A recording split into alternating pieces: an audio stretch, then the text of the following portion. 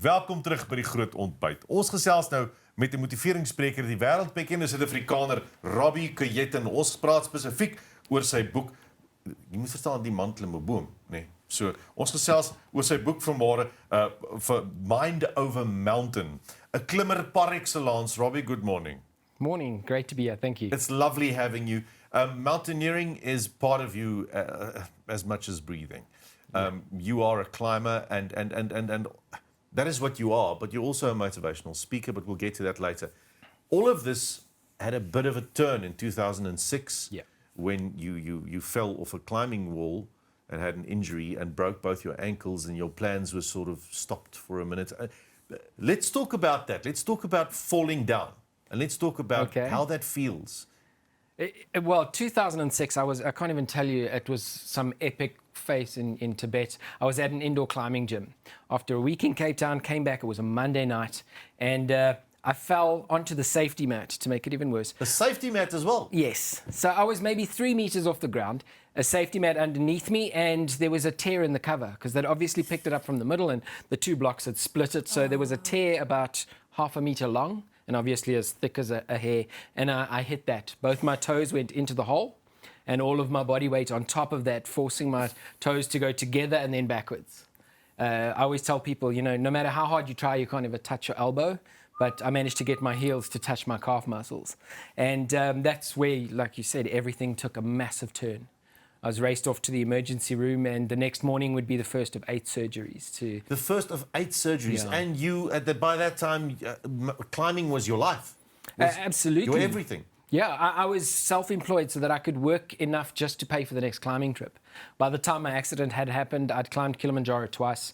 I'd been to the highest point in South America. I'd climbed in Russia, highest point in Europe. And that was the dream, you know. And I was engaged to be married. I was, in advertising. I was working as an art director and a copywriter. Had with the ability to do both, so I went on the road. So freelance to make room for climbing. Sure. So climbing was the big picture, yeah. How did this affect you, this accident? How did it turn your life around? I think the shorter answer would be what wasn't affected. Everything. Working for myself, landed up living back with my mom on the first floor, little townhouse in a wheelchair. Not the easiest way to go about things. Every single thing changed. My personal relationships, my sense of self-worth. Everything was now rewritten. It was just taken back to zero. This life plan that I had for myself was now erased, and I had to make another plan. As you can imagine, everything just starts to fall apart. Depression, anxiety, racking up debt, working for yourself in the days of dial-up, you know, working from home before it was cool. Everything just fell apart, and my entire life unraveled. How do you manage to pick yourself up from there, from that black hole you're in?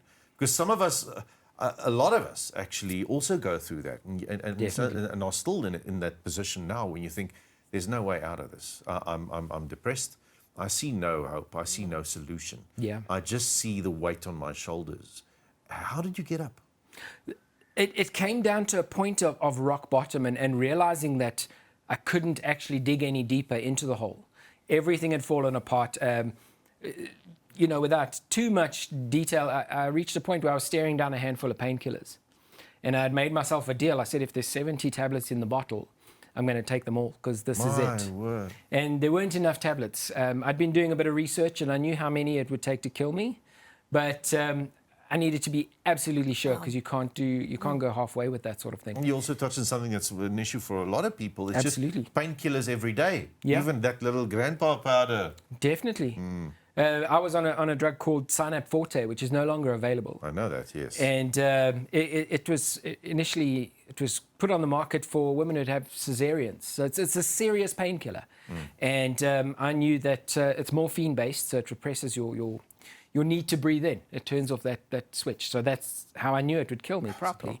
And depression makes things worse because it tells you there is no light at the end of the tunnel.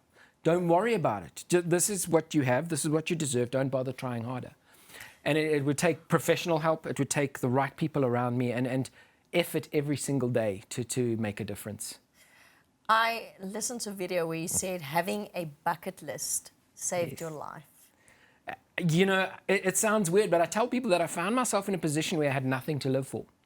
Business was gone, the relationship was gone, wedding, marriage, fiance, everything wiped out. 28 years old, and I find myself without a reason to live. So I decided to invent one. 2 years before my accident, I had Mount Everest tattooed across my back. Because as climbers, and as you go on, the next adventure gets bigger and bigger, this idea of climbing the highest mountain in the world, it was an ideal, you know, something to wish for, something to keep in the back of your mind. And I realized that I needed a reason to get out of bed the next morning. So I said, well, let's start with something. You know, everything was crazy at that point in time. Learning to have to walk again, get back up on your feet, start everything. Might as well do something crazy. Climb Mount Everest. It was a reason to get out of bed, brush my teeth, and put on fresh clothes the next day. Wow. And I tell people that I just had to be a little bit tougher, a little bit stronger the next day, because you can't go from here to the finish line in one jump. And that day where I made that decision to get up and brush my teeth and start again was day one. And standing on top of Mount Everest was day 928. So Wow. just to put it into perspective, you've got to just Almost keep 1,000 days. keep on going. Absolutely. And Mind Over Mountain, the book, it's actually such a lovely analogy because sometimes it feels like there's a mountain in front of all of us. Oh, yeah. Getting over that and ending up on the peak, on the top of Mount Everest. Yeah. What has happened since? What have you experienced since you've reached that peak? It's such there's a beautiful Nepalese saying. It says, Mount Everest is so big, you cannot see what is on the other side of it. And you go, well, of course, it's made out of rock, you can't see. But everything changed for me after the mountain. It wasn't, plain sailing. It's been difficult. Life carries on. I still have pain in my ankles. I still, require rehabilitation. Life would carry on. I would meet somebody that I married and have a beautiful daughter with. I've carried on climbing. I've done more after my accident than I ever did before. Wow. Just climbing the mountain. And on the way back, I'll never, ever forget the walk down from Everest. It starts the moment you stand up after taking your photo on top. The 22 minutes I sat there, it starts the moment the radio crackles to life and says, Rob, you're halfway, you've got to get back down now. And that was the expedition leader. And then that's a wake-up call. And the entire way down and lying in the tent after summiting, I said, you've climbed the highest mountain in the world, but what does it mean? What does it mean? Where to from here? So what now kind of feeling? And it would be a journey and doing more research into bucket lists and turning it from, so a bucket list is things to do before you kick the bucket. I prefer to look at it as something to do to start living.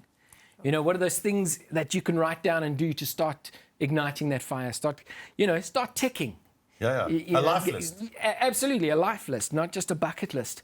And the journey would start from there. I would write the book. I would carry on climbing mountains. I would fail at mountains. I would succeed at mountains. And I have this amazing story that I turned the worst thing that ever happened to me into the best thing that's ever happened to me. And my job now, my day job, is telling my life story with an ability to inspire people and to light their own fires. That's lovely. Robbie, it's what a wonderful thing to do for a living. Absolutely. To inspire people. Luckiest guy in the world. Lekker. And you're going to Kilimanjaro now in August again? Yes, 19th of August, we're off to Kilimanjaro. And it's quite exciting because it's my 10th time. I can't say 10th summit because you can't never stop know. climbing. Yeah, you never know. That's the thing with mountains. You never know. Yes. Yeah, the mountain always has the last say.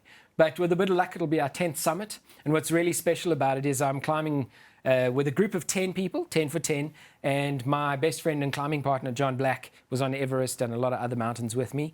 He's also taking a group of 10. And we summited Kili the first time in October 2000 together. Yeah. And the 10th time we're doing 23 years later together again, which is fantastic. It sounds lovely. Thank you so much for joining us this morning and sharing your story. Absolute pleasure. Thank you. Nou ja, daai het jy dit nie, Robby Kojetin. Los aan een van die lekkerste klimmers in die land. En onthou sy boek Mind Over Mountain. Gaan lees dit so 'n bietjie as jy dink die wêreld is 'n berg. Is dit lekker? En onthou as jy bo is op daai piek, dan is jy nog net halfpad. Dis die triek. Dit rym. Nou ja, as ons terugkom, dan kyk ons verder. Ons sien julle nou na die advertensiebreek.